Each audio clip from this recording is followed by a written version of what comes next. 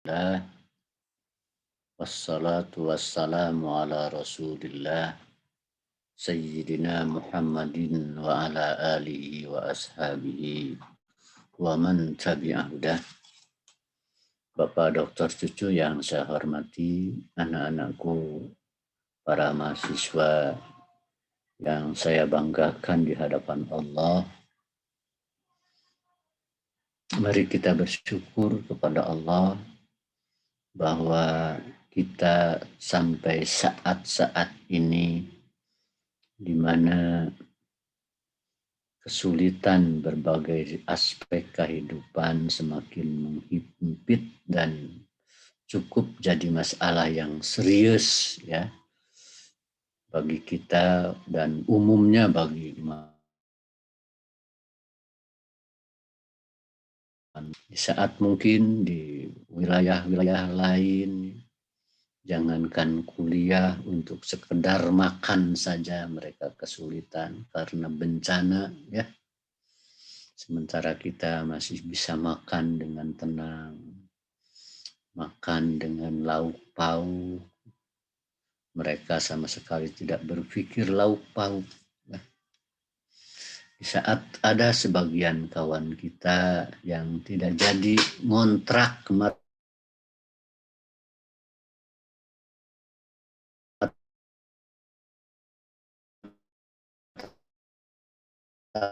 kuliah, saudara, karena tidak berhasil membayar UKT ya, itu kesehatan ya, kemampuan dan kesempatan untuk kuliah ya. Ini anugerah yang sangat luar biasa, saudara. Karena itu menikmati kenyataan ini harus penuh dengan rasa syukur kepada Allah ya. Orang tua kalian masih pada sehat, masih mampu memberi bantuan, memberikan perhatian yang luar biasa ya, yang tak akan tergantikan dengan orang lain siapapun ya. Ini adalah anugerah tersendiri dari Allah. Harus mampu bersyukur ya. Bersyukur kepada Allah. Anishkurli, kata Allah, wali walidaik. Keduanya kepada orang tua, saudara-saudara ya. Di belakang saudara itu ada orang yang sangat berjasa kepada saudara, yang tidak pernah mengekang rasa lelahnya, yang tidak pernah lelah berpikir untuk memberikan perhatiannya kepada saudara-saudara ya, orang tua saudara ya. Mampulah mengucapkan terima kasih kepada mereka dengan sikap dan akhlak yang baik. Senangkanlah mereka dengan sikap dan tutur kata yang penuh kemuliaan. Mereka tidak akan lebih berbahagia diberi uang oleh saudara-saudara ketimbang dibanding dengan kalau mereka merasa gembira karena akhlak saudara-saudara. Itu yang inti, saudara-saudara. IPAI ini atau pelajaran apapun akumulasinya akhlak, saudara-saudara ya. Karena itu memasuki kuliah kapan saja, setiap memasuki kuliah, tata dulu niat ya, hati kita untuk apa. Jangan sekedar duduk saja tanpa ada pikiran yang terbangun secara sadar, terarahkan kepada tujuan yang lebih mulia dari sekedar mendapat ilmu ya. Ilmu belum apa-apa kalau belum jadi cahaya hidayah ya. Ilmu belum apa-apa, kan bahkan bisa berbalik menjadi destruktif tatkala tidak disinari dengan hidayah ilahiyah, bimbingan Allah. Karena itu setiap mau duduk niatkan baik-baik agar kita menjadi hamba Allah terbaik. Ya, tidak usah mendikte Allah saya harus jadi itu, jadi ini, tidak usah. Biarkan apa yang Allah kehendaki untuk diri kita dan pasti kehendak Allah itu terbaik bagi kita ya. Serahkan seluruhnya. Kalau suasana batin kurang nyaman, ada kurang pas ya di rumah kurang, itu pun harus diusir dulu dari pikiran kita ya, istighfar dulu. Sebab kalau dalam kuliah tapi hati kita sedang merasa hebat dengan diri kita atau sedang merasa benci kepada seseorang ya, susulah dengan istighfar ya. Sulah dengan istighfar, ya Allah kenapa hati saya ini sepertinya sulit sekali untuk menikmati dan nyaman dengan keadaan. Sebab kalau ada rasa benci kepada seseorang atau merasa lebih, ya, hingga cenderung agak sombong, itu akan jadi tabir untuk masuknya cahaya ilahi, saudara-saudara. Tipis sebenarnya antara iman dan tidak itu cuma karena ada rasa sombong atau gengsi ya. Abu Lahab itu bukan Abu Lahab, Abu Thalib tidak iman itu cuma karena ada gengsi pada dirinya ya. Kata saya itu menyatakan dalam syairnya itu, saya tahu bahwa agama Muhammad itu khairu adyanil bariyati dina, katanya. Sebaik-baik agama yang ada di dunia ini. Itu sampai sana.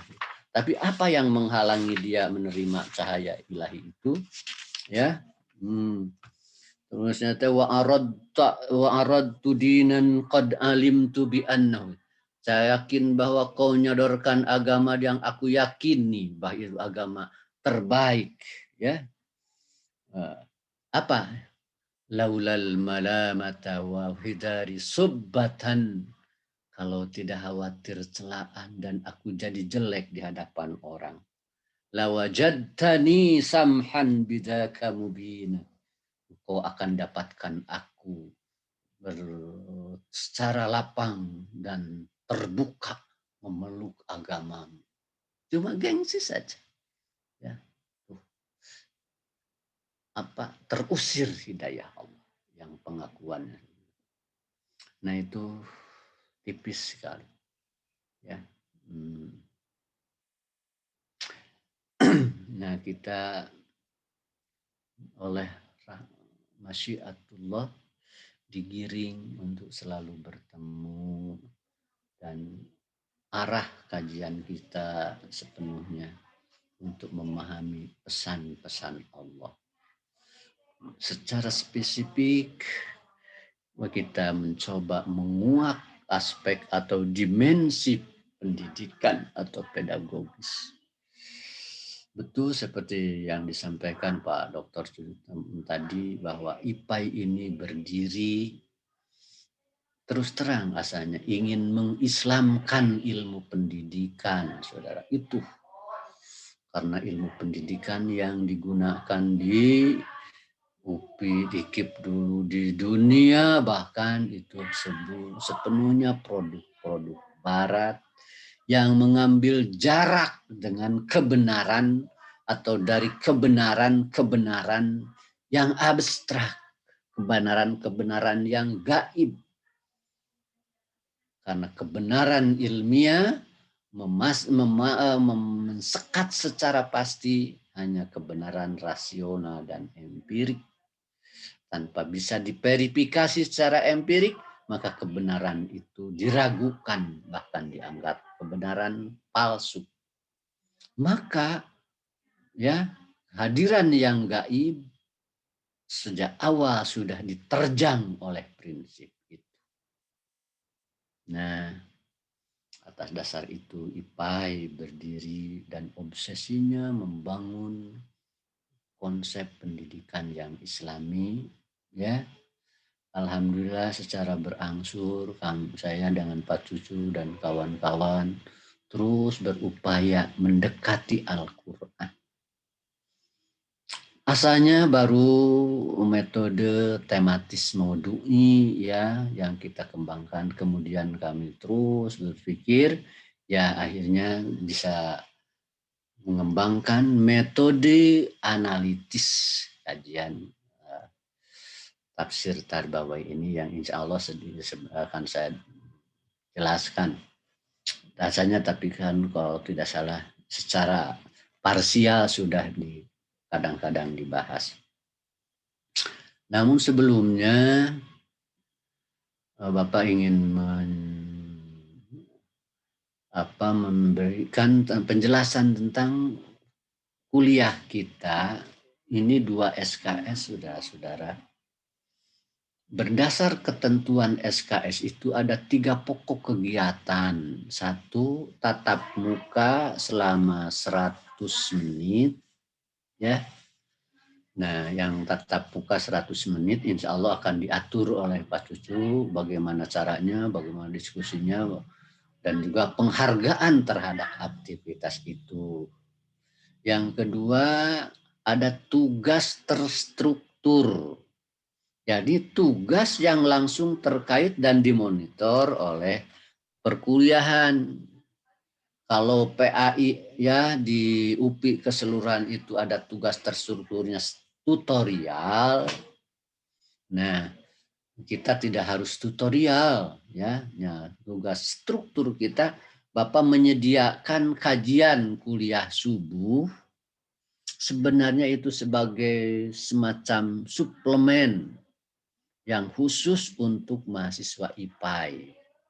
Nah, tugas terstruktur kita seluruh mata kuliah mengikuti kelas atau angkatan berapapun itu ditetapkan oleh Bapak dengan Pak Cucu ya sebagai tugas terstruktur, wajib diikuti prasyarat kelulusan. Tidak banyak tugas di sana, ikuti saja itu. Sehingga kalau ada kesulitan yang kurang jelas di sana, nah disinilah di perkuliahan kita tanya jawab lebih leluasa ya, akan tanya jawab itu. Atau boleh juga sarjan menyampaikan pertanyaan di chatnya ya, sebab ternyata pertanyaan juga banyak yang dari mahasiswa justru ya. Nah,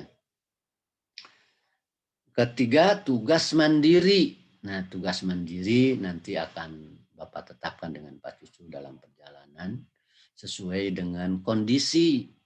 Karena ada terbatas ya untuk survei itu sekarang sulit ya.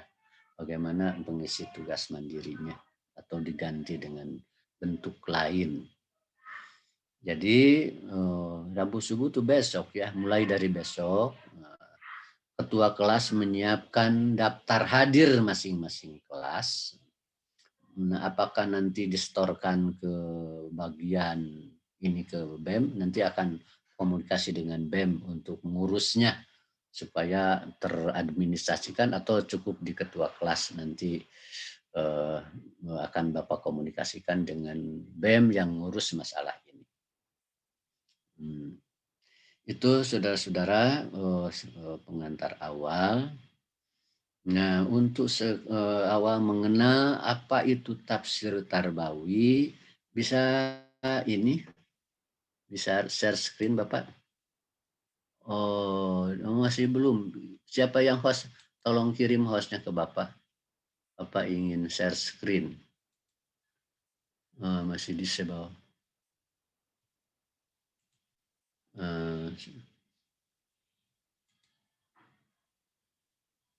Oh ya, udah jadi ya sekarang. Nah, mana ya?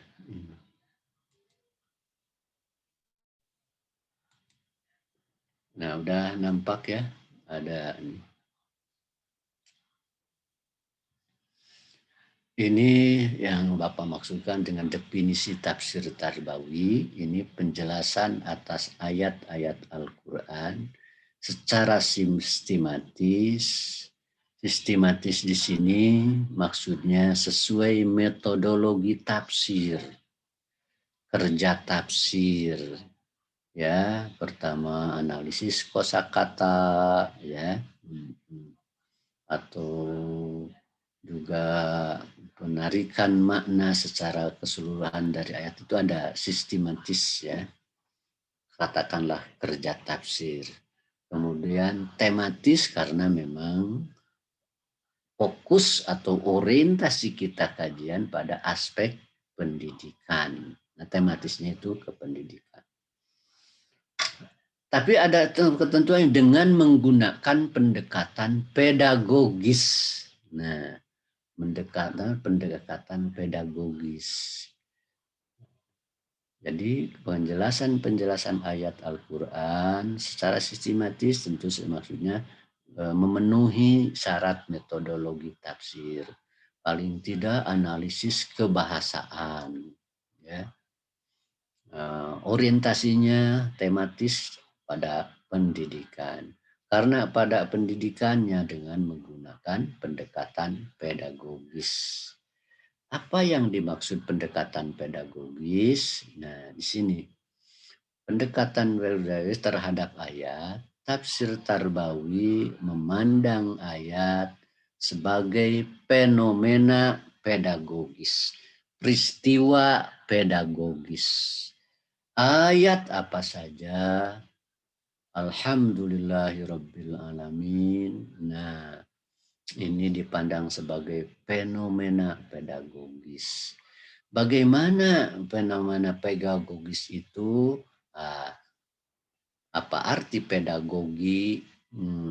Pedagogi itu upaya atau tindakan dalam kurung bimbingan yang telaten. Telaten itu betul-betul ada usaha yang sungguh-sungguh dan dilandasi kasih sayang.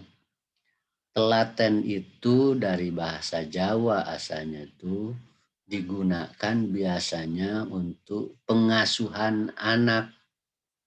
Seorang ibu sangat telaten mengasuh anaknya. Telaten itu butuh apik, hati-hati, dan penuh sayang. Nah, itu telaten itu ya.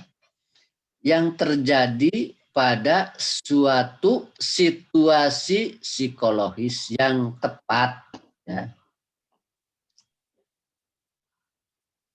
Pendidikan itu upaya atau tindakan. Tapi upaya apa? Apakah pendidikan itu mencetak atau membentuk? Bisakah manusia dicetak? Manusia dibentuk, tashkil membentuk, mencetak, tatbi atau at-tabu dicetak. Kalau benda mati bisa dibentuk, bisa dicetak, ya. Membuat comro dicetak karena tidak hidup dan tidak punya keinginan. Apakah manusia bisa dicetak? Tidak. Manusia mah hanya bisa dibimbing, karena membimbing mengasumsikan bahwa manusia punya potensi tersendiri yang bahkan berbeda-beda, ya. Nah, karena manusia lahir dengan potensi. Kalau binatang lahir dengan spesialisasi. Ingat nih, manusia lahir dengan potensi. Sementara binatang lahir dengan spesialisasi. Begitu lahir seekor itik, langsung atau pasti bisa berenang. Begitu lahir seekor merpati, tanpa dilatih akan bisa terbang. Nah, kalau manusia tidak lahir dengan potensi. Karena itu tindakan pendidikannya bimbingan, bukan pembentukan, bukan pencetakan. Karena itu tindakan itu sifatnya membimbing, itu pedagogi itu. Tapi harus terjadi secara tepat pada yang sesuai. Rasanya sering ya Bapak bicara ini mah. Pernah di masjid ya dulu, tapi nampaknya kurang, tidak semua ya. Begini, enggak apa-apa Bapak jelaskan kembali ya. Apa contohnya? Oh ya, yang biasa saja dicontohkan. Nggak ingat sekarang. Ya, Pak Cucu itu Ustadz, saudara ya. Di tempat diamnya punya santri ya yang belajar. Anak Pak Cucu masih kecil-kecil, ada yang 4 tahun, mungkin 3 tahun. Nah, waktu Pak Cucu ngajar santrinya, Pak Cucu suka nulis di whiteboard, apalagi ngajar bahasa Inggris ya. Oh, pakai whiteboard. Tuh. Setelah selesai nulis di whiteboard, spidolnya disimpan. Nah, tatkala spidol disimpan terlihat oleh anaknya yang 3 tahun atau 4 tahun. Segera diambil itu spidol itu.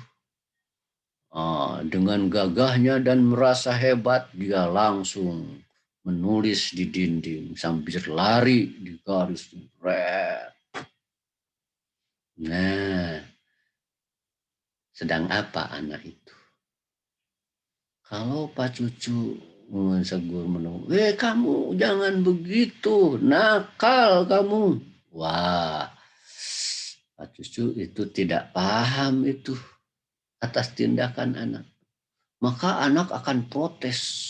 Ya, bisa saja dilemparkan itunya, spidolnya. Bapak nakal, bapak jahat. Kenapa? Semakin tidak mengerti ini bapaknya. Disambut dengan ketawa-ketawa saja. Padahal dia sedang protes. Kenapa? Kalau bapak boleh, menurut saya tidak boleh. Maka bapak jahat.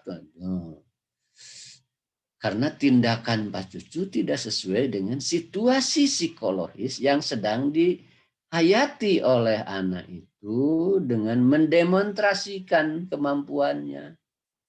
Seakan-akan sedang coret-coret dinding itu, anak itu menyatakan, lihat Pak, saya juga bisa seperti Bapak. Sepertinya begitu dengan bangga. Nah, kalau bapaknya mengerti situasi psikologis anak itu, maka tindakannya tidak akan, kamu nakal, diam. Tidak akan. Aduh, anak bapak sudah pinter ya, bisa meniru bapak. Oh, anak semakin bangga. Nah, kemudian disalurkan oleh Pak Cucu. Nah, sekarang nulisnya di sini.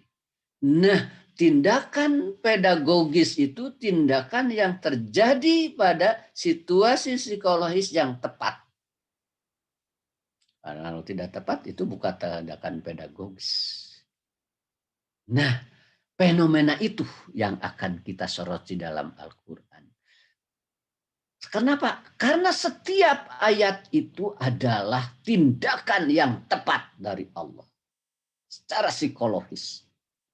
Kalau tidak tepat, kita menuduh Allah bodoh. Ya. Nah, melihat ayat itu sebagai tindakan pedagogis, yakni tindakan yang sangat tepat secara psikologis, tepat menyentuh kebutuhan manusia. Mengapa? Sebab fungsi utama Al-Quran adalah al-huda atau al-hidayah. Ya, artinya al-hidayah itu bimbingan yang telaten. Kenapa? Coba lihat kejar kamus-kamus Ibnu Faris, al-huda, al-hidayah, al-irsyad wal-lutfu. Bimbingan dan kelembutan. Atau al-Asfahani dilalatun bilutbin atau irsyadun bilutbin, bimbingan dengan kelembutan. Hudan atau bayinati minal huda wal Qur'an ya. Hudan al-hidah, fungsi utama Al-Qur'an itu apa? Hudan atau hidayah. Dan hudan atau hidayah itu bimbingan dengan kelembutan. Jadi semua ayat itu, apapun ayatnya, itu adalah bimbingan yang penuh kelembutan. Dan itu persis tindakan pedagogis. Nah, di sanalah ketemunya ya konsep pedagogis dengan fungsi utama Al-Quran sebagai hudan atau hidayah. Karena itu setiap ayat bisa kita tempatkan sebagai tindakan pedagogis yang secara psikologis tepat. Pasti sebab Allah sih yang membimbingnya. Jadi ayat apapun adalah bimbingan dari Allah. Bimbingan itu tindakan pedagogis dari Allah yang sangat tepat. Karena itu ini contoh-contoh teguran, sapaan, penguatan, taklif. Itu semuanya kelembutan. Gimana ya? Ya kalau ayat yang pertama sering ya, afallahu an kalima adin talahum ya. Negur itu teh. Muhammad, kenapa kau izinkan mereka? Nah, kan? Waktu itu perang Tabuk kan diserukan untuk semuanya berangkat, tapi oleh Rasulullah diizinkan, dasar kasih sayangnya. Rasulullah, mohon maaf saya tidak bisa ikut ke Tabuk. Ya, kata Rasulullah. Padahal Allah menyerukan untuk semuanya berangkat. Maka ditegur oleh Allah, lima azintalah. Kenapa kau izinkan Muhammad? Kenapa bisa kau izinkan mereka, wahai Muhammad? Nah ini tegurannya itu luar biasa, saudara. Ya, tidak ditegur sebelum berangkat ke Tabuk, tapi baru pulang dari Tabuk ditegur. Tapi tegurannya sangat lembut.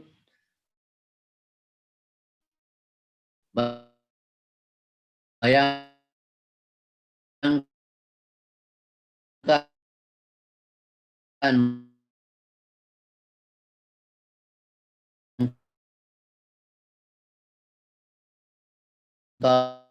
kalau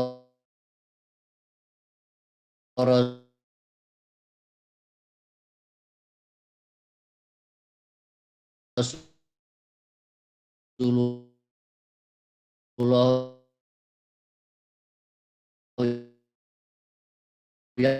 yang perang, wahai orang berselimut. Ini lembut, saudara. Lembutnya gimana? Nah, kalau orang Arab menyapa seseorang dengan kelembutan itu disapa dengan kondisi yang sedang dia alami. Kan ini Rasulullah setelah menerima wahyu pertama kan tidak segera menerima wahyu berikutnya ya. Oh, lama menunggu-nunggu, tiba-tiba terlihat Jibril dalam bentuk yang hebat di langit. Takut, lari ke rumah kepada Aisyah, Zamiluni. Aisyah, tolong selimuti aku, selimuti aku sambil bergetar. Nah, sedang berselimut itu Allah panggil ya ayyuhal muzammil. Wahai orang berselimut. Apakah ini nyinyir? Kok kamu berselimut saja seakan-akan begitu? Ya, tidak bergerak. Oh, bukan begitu. Ini kalau orang Arab menyambut dengan kelembutan, dengan penuh sayang itu menyapa dengan keadaan yang dia alami. Ya, jihad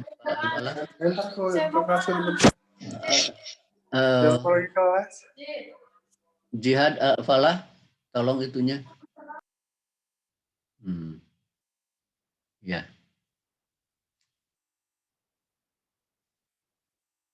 Contohnya begini.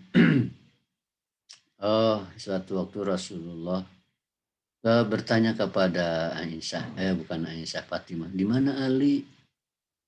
Oh, ternyata tidak ada di rumah.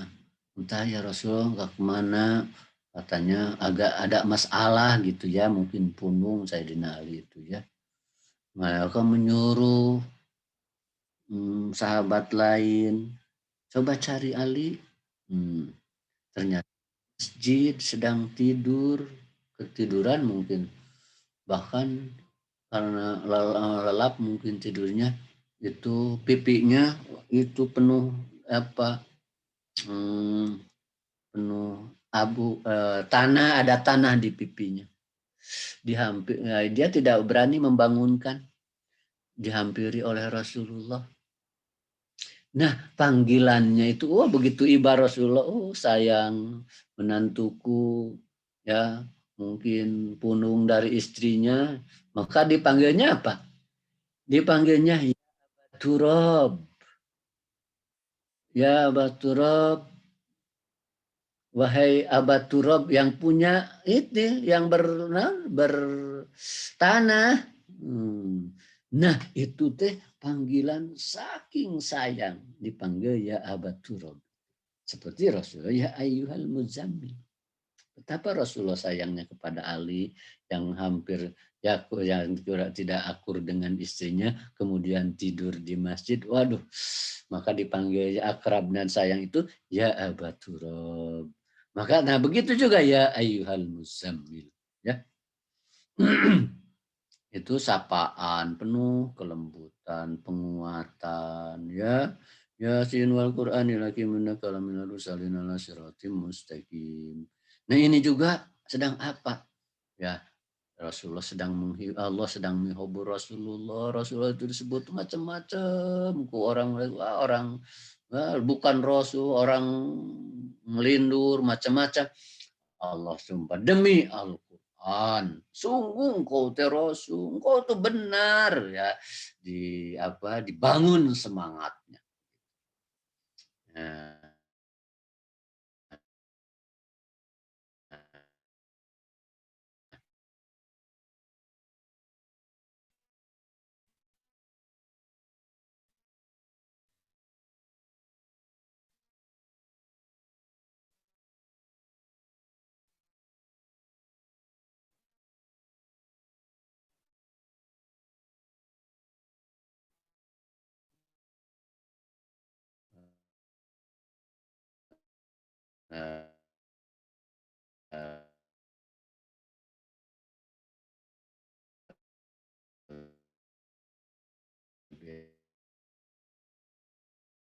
terjadi perbaikan, ya. Kemudian medianya apa? Medianya itu peristiwa yang dialami oleh Rasul. Itu jadi media atau sumber pelajaran. Jadi begitu, semua ayat ya bisa ditempat karena sebagai hudan dan hidayah, maka semuanya bisa dianalisis berdasar komponen-komponen pendidikan. Bapak Asallahu Guroban udah ya rasanya ya pernah diterangkan. Bagaimana caranya masuk kepada situasi psikologis? Ya, nah ini ada pendekatan bayani, masuk ke ruh ayat. Ini bisa dengan mendekati asbab nuzul ya, dengan asbab nuzul atau dengan menelusuri apa struktur kalimat. Nah, untuk ini saudara-saudara cari saja di tafsir-tafsir ya. Kalau untuk mengkaji secara sendiri atau ada saatnya nanti bertanya kepada Pak Cucu atau Bapak ya. Nah, seperti ini. Coba Allahul ladzi yursilur riyaha fatusiru sahaban. Allah lah yang mengirimkan angin kemudian menggerakkan uap kemudian digelar di langit. Sedang apa Allah ini? Nah gitu pertanyaannya. Ya, sedang apa Allah ini? Apakah ini kan berita, kalimat berita saja. Apakah sedang sekedar memberitakan tentang proses hujan turun ya dengan proses di penguapan? Nah, di ini adanya tanda ada Allah. Kalau sekedar memberitakan hujan turun, cukup begini redaksinya. Allahu yursilur riyah. Nah, Allah mengirimkan. Itu datar itu. Tapi dengan pakai alladzi, Allahul ladzi. Oh, jadi Allah ini sedang melihatkan kecemburuannya ingin dikenal. Jadi Allah ditempatkan dengan alladzi itu sebagai pusat perhatian. Walladzi khalaqakum. Walladzi akhir. Pakai alladzi begitu itu sedang apa? Sedang menempatkan dirinya sebagai pusat perhatian. Sebab tanpa alladzi juga kalimatnya sempurna. Wa akhrajakum min butun. Wa khalaqakum. Betul begitu juga. Tapi nah itu. Oh berarti Allah sedang menampilkan diri ingin dikenal oleh manusia melalui fenomena. Nah, dengan begitu pemahaman jauh lebih dalam ya menangkap. Coba Qul a'udzu birabbin nas, malikin nas, ilahin nas, min syarril waswasil khannas. Sedang apa Allah dengan ayat ini? Apakah kul di sini perintah jadi wajib? Tidak, an-nushul irsadi ini teh. Nasihat yang berbimbing. Jadi saking sayangnya Allah kepada manusia, manusia itu sangat rentan secara psikologis, ya. Tidak mau hati manusia terombang-ambing dengan situasi-situasi yang tidak keruan, ya. Ingin lurus hatinya sesuai dengan apa yang dilakukannya itu lurus. Saking sayangnya ya Allah kul a'udzu bacakan aku berlindung kepada Tuhan manusia yang menguasai manusia. Wilahidan. Habis-habisan Allah mempertaruhkan keagungannya. Rabbin nas, malikin nas, ilahin nas. Supaya manusia merasa dapat jaminan yang kokoh untuk terlindung dari bisikan-bisikan setan. Sebab hati itu adalah titik penilaian Allah. Kalau hatinya tidak baik, wah hancur aman.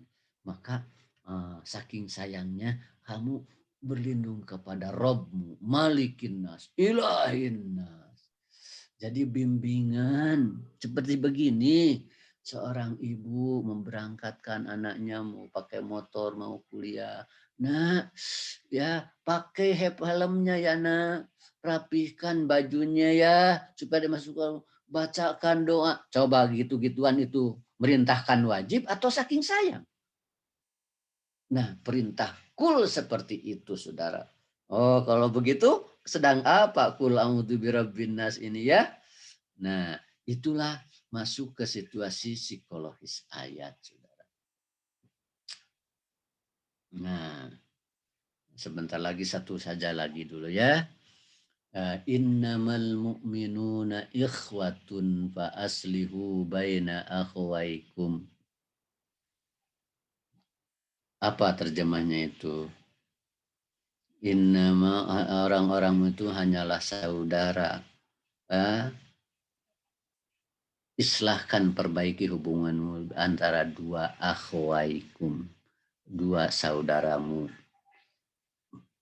Begini ini saya kalau penafsiran dengan bahasa standar itu namun sorob tidak merasakan apa-apa. Tapi kalau kita analisis ya, kenapa pakai innama? Innama itu begini, saudara. Ada innama itu menyanggah anggapan lain, ya anggapan lain seperti begini. Mohon maaf saja Pak Cucu ya. Pak Cucu teh dua dosen di UPI. Tapi pulang ke rumah juga suka bisnis katanya ya. Dikira orang, wah Pak Cucu hebat kata tetangganya. Ya dosen, ya bisnis katanya kan. Jadi anggapnya tuh Pak Cucu teh orang di tetangganya. Hebat ya Pak Cucu itu ya dosen, ya pebisnis yang luar biasa. Kata Pak Cucu teh, innama ana mudarris, abdi mangan dosen. Nah, sanes naon? Sanes pebisnis tah. Anggapan lain yang lain-lain itu disanggah oleh innama teh.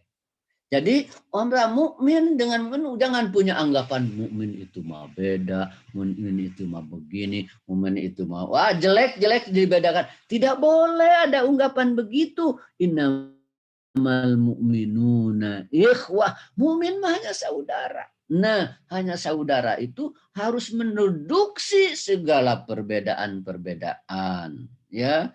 Jangan muncul meletakkan perasa saudaraan itu. Dalam sekali ayat ini. Yang dipilihnya juga ikhwah, bukan ikhwan. Kalau ikhwah mah saudara kandung, saudara.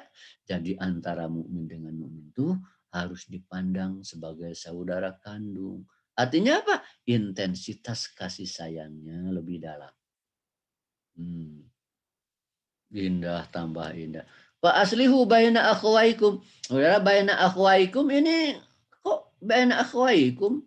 Mestinya makan dari sini juga ikhwah. Mestinya mah baina ikhwatikum jama antara saudara-saudara kamu. Antara atau baina ukhuwatikum persaudaraan. Tapi akhwaikum mah dua-dua orang. Akhun, akhwani, akhwaini. Itu cuma dua orang kok. Ada sini jama. Oh, ternyata maksudnya begini. Mukmin mah semuanya saudara. Ada dua orang saja berselisih berseteru di antara dua muslim, segera lapihkan, segera islahkan.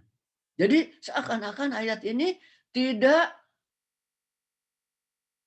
ada pandangan atau memberikan kemungkinan mukmin dengan mukmin itu berseteru antar kelompok besar. Tidak. Dua orang saja ada kurang rapi, harus segera. Jadi ayat ini indah sekali. Tatkala kita kaji masuk ke situasi psikologis ayat. Nah, untuk bantuan ini tentu saja baca saja tafsir-tafsir ya yang mendekatinya dengan gaya bahasa banyak gitu ya. Atau nanti boleh bertanya. Nah, ini belum, tapi sekarang ya sedengan penjelasan ini ayat apapun harus dipandang sebagai fenomena pedagogis, yakni tindakan atau bimbingan Allah yang penuh ketelatenan, kasih sayang, kelembutan.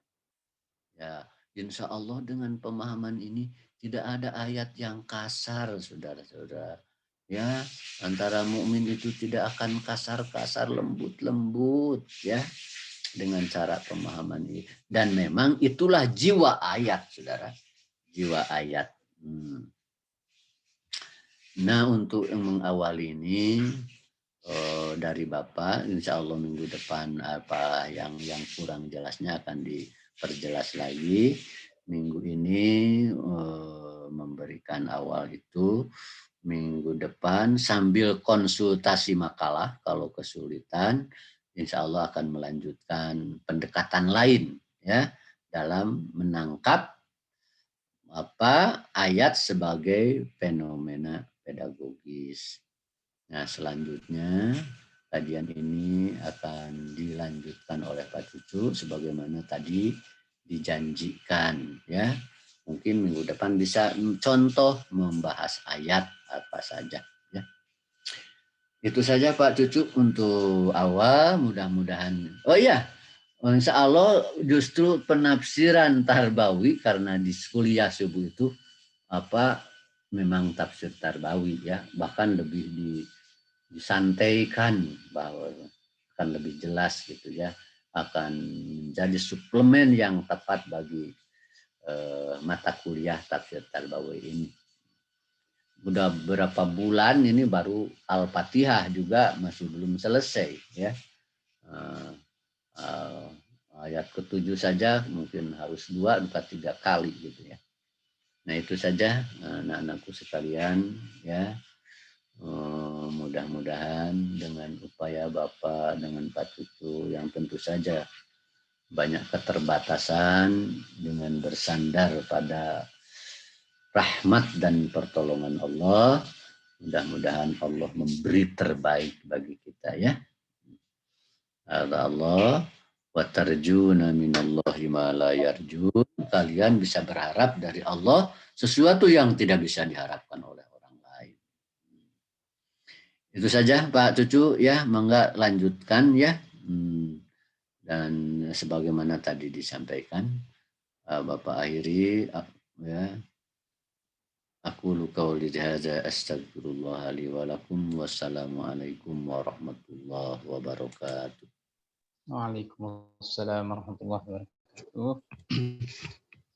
Syukran katsiran jazilan Pak Kiai. Alhamdulillah. Teman-temanku sekalian, alhamdulillah tadi sudah dijelaskan selayang pandang ya tentang apa itu tafsir Tarbawi. Ya mungkin bagi mahasiswa IPAI ini bisa jadi bukan yang pertama kali ya mendengarkan istilah tafsir Tarbawi atau penjelasan tentang tafsir Tarbawi. Ya mudah-mudahan dengan adanya pengulangan dan terus pengulangan, karena pengulangan juga bagian daripada metode pendidikan Qur'ani ya. Di dalam Al-Quran banyak sekali metode pengulangan beberapa tema atau beberapa kejadian dijelaskan secara berulang-ulang gitu ya, ataupun misalnya ada beberapa ungkapan dijelaskan secara berulang-ulang seperti fabi ayyi ala'i rabbikuma tukadziban, kan itu dijelaskan 33 kali ya. Surat apa itu? Ar-Rahman ya. Nah, itu untuk menguatkan, untuk memberikan efek yang mendalam ya terhadap apa yang dijelaskan. Nah, mudah-mudahan dengan adanya pengulangan terus diulang-ulang oleh Pak Kiai, kita bisa betul-betul paham ya maksudnya ya, apa yang dimaksud dengan tafsir Tarbawi ini. Ya, untuk selanjutnya langsung saja saya ke teknis ya. Teknisnya yaitu akan membagikan tema-tema tafsir Tarbawi yang kemudian silahkan nanti oleh PJ-nya dibagi kelompok, siapa untuk kelompok 1, kemudian 2, 3, 4, dan seterusnya. Bagi saja 12 kelompok ya, 12 tema.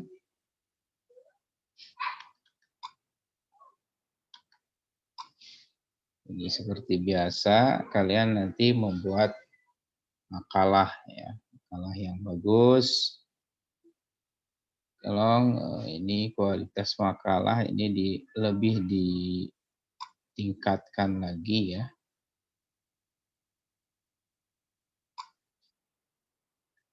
Nanti saya bagikan ke grup WhatsApp ya. Ini kan 2 kelas ya. Tapi nanti tetap masing-masing gitu ya.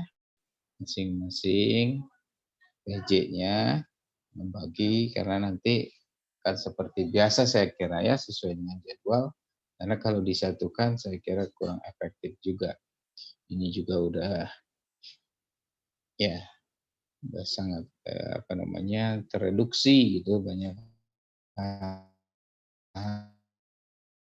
yang jadi tetap kita dalam kelas yang berbeda, ada kelas A, ada kelas B, nanti ada kelompok presentasi dari setiap kelompok ini membuat makalah yang bagus. Minggu depan belum presentasi ya, tapi mulai sekarang sudah membuat makalah, semuanya sudah mulailah ya, memikirkan, mengumpulkan bahan-bahan, ya. Terutama kelompok awal, mungkin 1, 2 itu sudah harus jadi ya. Nah, cuman kalau misalnya ada kekurangan, cuman sedikit lah gitu ya. Sekalian minggu depan dikonsultasikan, ya. Jadi sudah siap lah minggu depannya lagi, jadi 2 minggu lagi ya. Minggu sekarang introduction, minggu depan juga masih penjelasan tentang apa itu tafsir Tarbawi dan makalah ya, mungkin nanti akan mengecek makalahnya, kesiapan makalahnya gitu.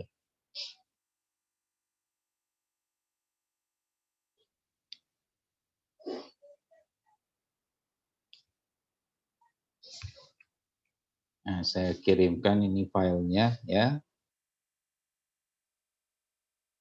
Nah, di tafsir Tarbawi ini memang tidak seperti tafsir-tafsir sebelumnya, tafsir akidah, tafsir akhlak gitu, yang sudah jelas ininya ya, apa namanya, ayatnya. Makanya nanti harus konsultasi. Yang ada adalah tema-tema. Jadi tematik misalnya manusia dan tujuan penciptaannya dalam perspektif pendidikan. Nah, itu kan ini belum ada ayat. Makanya ayatnya nanti kalian cari ya, sekalian kalau misalnya belum ketemu, belum paham atau gimana, nah silakan kalian konsultasi.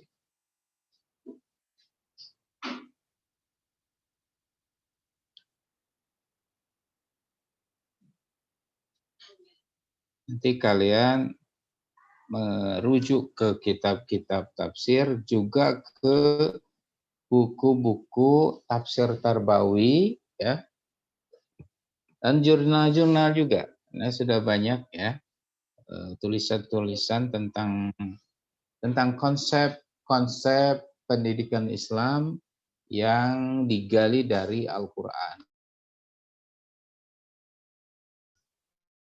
Nah, ini banyak sekali ya.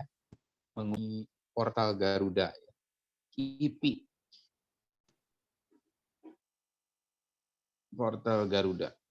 Portal Garuda itu adalah website yang menyediakan jurnal-jurnal yang ada di Indonesia. Juga Google Scholar. Jadi kalian masuk ke Google Scholar ya, di Google Search, diketik Google Scholar, nanti klik Google Scholar. Nah, di situ di search ya. Bagusnya kalian menggunakan 2 bahasa ya. Ada bahasa Inggris, kata kuncinya ketika memasukkan kata kunci ya, supaya kejaring artikel-artikel yang berbahasa Inggris. Misalnya kalau manusia dalam perspektif pendidikan Islam, misalnya men in Islamic education. Nah, misalnya selain daripada yang bahasa Indonesia-nya. Jadi nanti akan muncul jurnal-jurnal yang berbahasa Inggris ya, dari seluruh dunia. Jadi bukan cuma lingkupnya bukan cuma Indonesia gitu ya. Itu jangan cuma Indonesia lingkup. Kalau mau coba yang bahasa Inggrisnya, bahasa Arabnya juga boleh. Misalnya al-insan fi dawil Quran ya, atau fi mandur tarbiyah al-islamiyah. Nah, jadi 3 bahasa itu. Selain daripada tafsir ya, supaya apa? Supaya kelihatan perkembangan dalam penafsiran, supaya kita tahu perkembangan konsep-konsep pendidikan yang dikembangkan sekarang.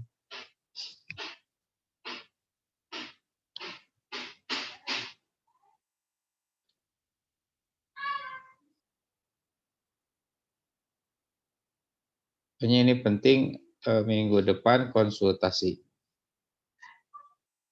Paling tidak bagi kelompok 2 dan seterusnya gitu ya, itu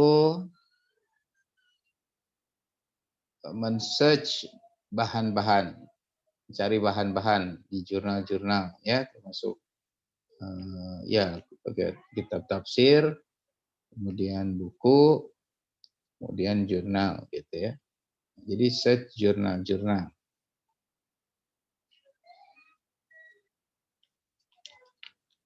Tapi kalau untuk kelompok 1 ini udah harus jadilah itu minggu depan itu ya. Biar 2 minggu lagi bisa ready to present. Siap untuk presentasi.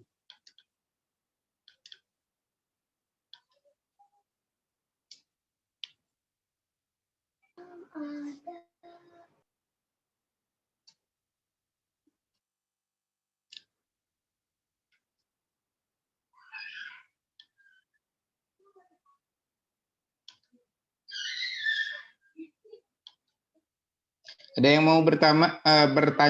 Ada yang mau bertanya?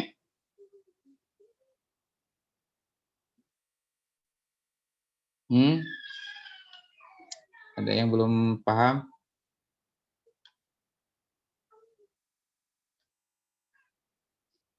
Jadi ingat ya, PJ-nya mulai minggu ini, besok lah hari Rabu itu sudah mulai ikut kajian tafsir Tarbawi. Itu harus di absen ya, di absen.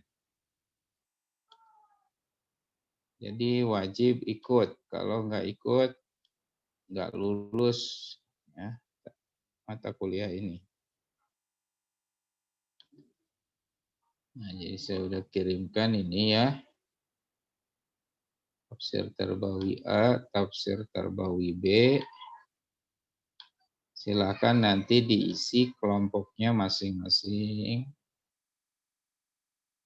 Siapa saja, nanti kirimkan lagi ke grup. Biar saya punya catatan juga siapa-siapanya.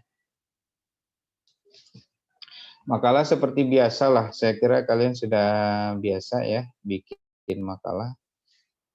Ada cover, ada pengantar, ada table of content ya, daftar isi, kemudian ada introduction, pendahuluan, dan ada pembahasan, discussion, temuan dan pembahasan gitu ya. Di bab berapa itu? 2 bab 3 ya, kemudian ada conclusion, ada kesimpulan ya, dan terakhir bibliografi. Usahakan kitab tafsir minimal 5 buku, minimal 5 jurnal, minimal 10 ya, 10 jurnal. Minimal itu. Lebih banyak lebih baik. Sebenarnya intinya tafsir Tarbawi ya. Tafsir. Tapi kita harus up to date. Up to date-nya itu dengan melihat jurnal. Bagaimana konsep ta'lim itu dikembangkan atau diinterpretasi oleh ahli-ahli pendidikan sekarang. Itu harus lihatnya jurnal.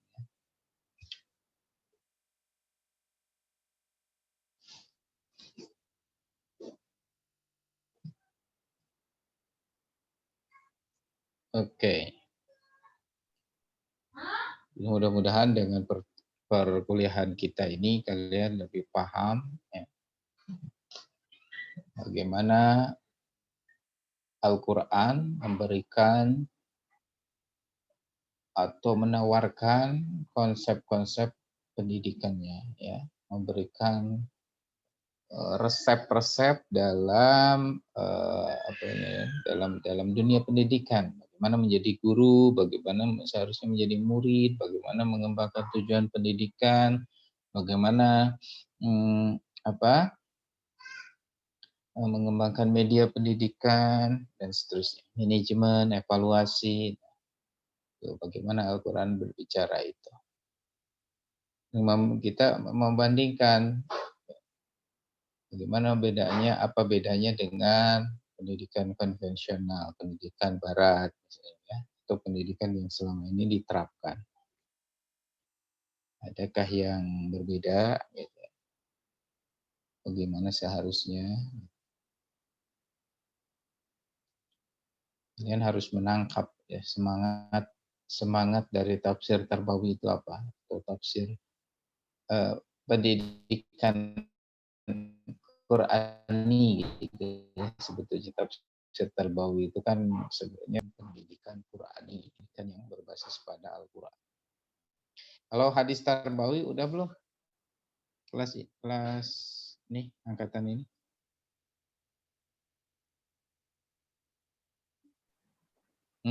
Belum, Bapak. Atau semester ini? Nggak ada juga, Pak, semester ini. Oh, Pak Elam terakhir apa hadis pendidikan? Atau dulu waktu hadis apa tuh namanya? Hadis akid hadis akid. Ada materinya apa namanya mata kuliahnya bukan hadis pendidikan tapi isinya hadis pendidikan. Ya. Hadis. Masalah Ya, ada Pak Pak. Elam itu. Pernah Pak di semester Seperti itu ya? 3. Iya Pak, di semester 3. Ya kurang lebih mungkin arahnya ke sana.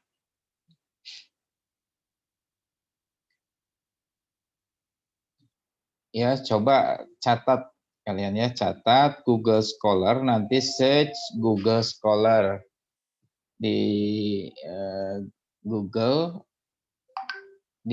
Scholar, ketik nanti ya, nanti ada kolom search. Nanti kalian akan menemukan jurnal-jurnal atau tulisan-tulisan tentang tema-tema yang kalian apa namanya dapat, misalnya konsep taklim, konsep tarbiyah, konsep itu satu-satu aja, konsep tazkiyah manusia dalam pendidikan Islam, pakai bahasa Inggris gitu ya, coba ya, pakai bahasa Indonesia, pakai bahasa Inggris juga. Karena kalau bahasa Indonesia aja nanti yang berbahasa Inggris tidak kena, tidak kejaring. Jadi bukan Google aja gitu ya, nggak langsung Google search. Kalau Google search itu nanti terlalu luas dan kadang-kadang bukan jurnal ya. Nah, tapi kalau Google Scholar atau Google Cendekia, nanti yang di search-nya akan keluar ya karya ilmiah. Karya ilmiah itu karya akademik, karya berupa tesis, disertasi atau jurnal ya.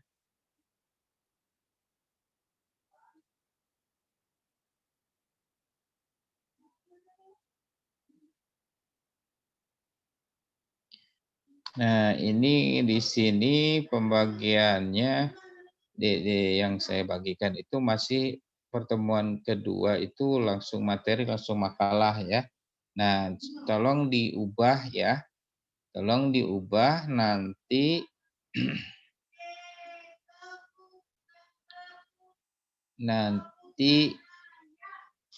pertemuan 2 masih pengantar perkuliahan. Berarti mundur nanti kelompoknya mundur ya.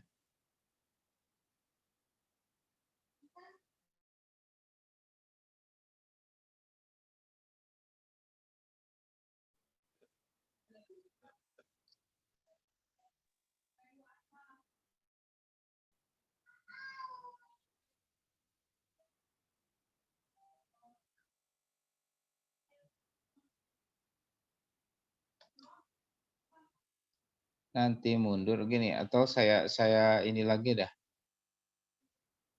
Saya ganti ya. Saya ganti filenya biar nggak bingung untuk kelas ini.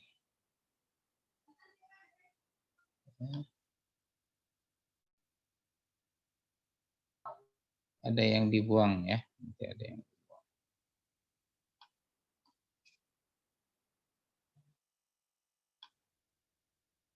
Ya silakan kalau ada yang mau bertanya, ini pada hadir nggak?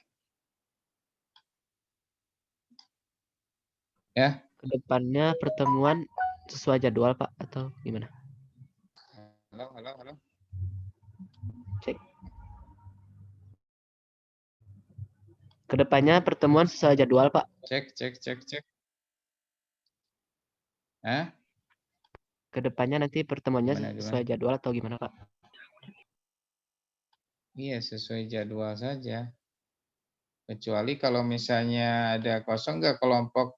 Kalau yang jam 13 itu kelas apa? Kelas B Pak. Nah, kelas B ya. Kelas B ada kosong nggak pagi?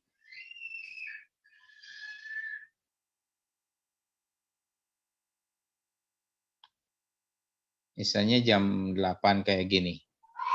Iya, ini jam kosong, Pak. Jam 8.40 hari Selasa. Tuh kelas B kosong. Nah, boleh itu dipindah kalau mau. Oh, jadi jadi jam 8.40 gitu, Pak. Ya, tapi saya nanti tanyakan ke Pak Am juga, tapi kayaknya bisa. Barusan juga kan bisa. Nah, jadi biar nanti kelas B jam 8.40, kelas A jam 10.20 kan ya. Nah gitu. Itu aja sementara ini ya. Jadi tetap yang kelas B jamnya jam ini. Kelas A seperti yang ada di jadwal. Biar nggak terlalu siang, takutnya kalian udah pakai Zoom ya. Siang lagi ngantuk. Kelas. Ini udah saya kirim ulang ya.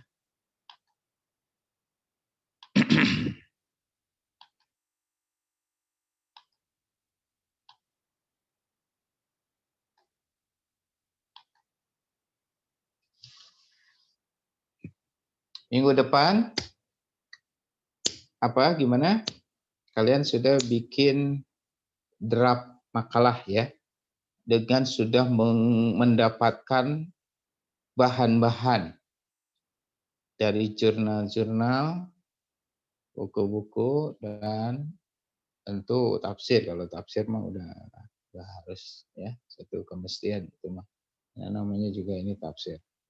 Tapi dalam pembahasan dan dalam pendahuluan nanti latar belakang kalau bisa nanti bentuknya udah agak mulai ke jurnal. Jadi kalian itu dengan mengetahui jurnal-jurnal itu di latar belakang, itu kalian tahu siapa saja yang sudah membahas ini, ya. Jurnal-jurnal yang membahas ini kalian bahas itu di pendahuluan. Dan kemudian nanti di pembahasan melakukan diskusi-diskusi, perbandingan, analisis-analisis antara apa yang ada dalam kitab-kitab tafsir dengan apa yang dikembangkan oleh para ahli pendidikan dalam buku-buku pendidikan atau dalam jurnal-jurnal mereka, gitu ya. Seperti itu.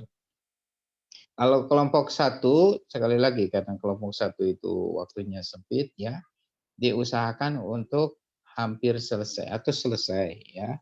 Nah, itu tunjukkan ke saya dikonsultasikan. Berarti ya? Bapak, mohon maaf. Ya. Bapak boleh Ya. minta izin, tadi kan ada rencana mau dipindah jadwal. Kebetulan ada beberapa teman juga anak 19 yang mengontrak juga Pak mata kuliah tafsir Tarbawi ini, tapi untuk di jam 8.40 ini bentrok. Kalau untuk kelas gitu. B 6B boleh tidak Pak, tetap jam 1? Ya, kalau ada yang bentrok berarti tetap sesuai dengan jadwal. Baik Bapak, terima kasih banyak. Mohon maaf Akang dan Teteh.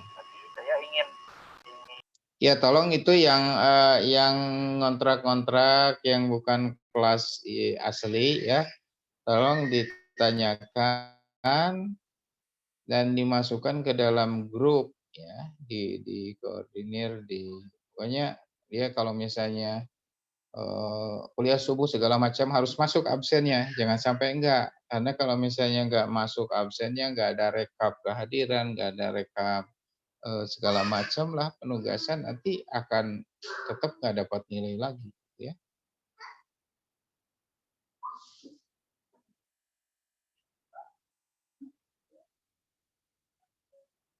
Saya kira itu ya untuk sekarang ya, saya kira cukup. Jadi tolong ingat besok subuh mulai kuliah subuh tafsir Tarbawi, ini memang tafsir Tarbawi ya. Jadi aplikasi tafsir Tarbawi ini ada di kuliah subuh diantaranya bagaimana menafsirkan Al-Quran dengan pendekatan pedagogik.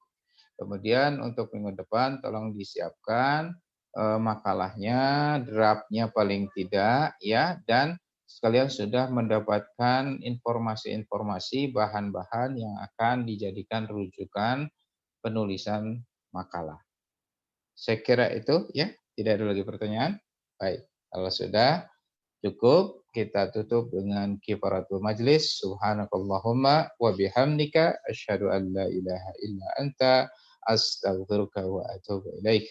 Qulu qouli hadza wastaghfirullahal azim li wa lakum. Hadanallahu wa iyyakum ajma'in. Assalamualaikum warahmatullahi wabarakatuh. Waalaikumsalam. Waalaikumsalam warahmatullahi wabarakatuh. Terima kasih banyak Bapak. Penuh anak memang dia kuliah. Terima kasih Bapak. Ya, live ya.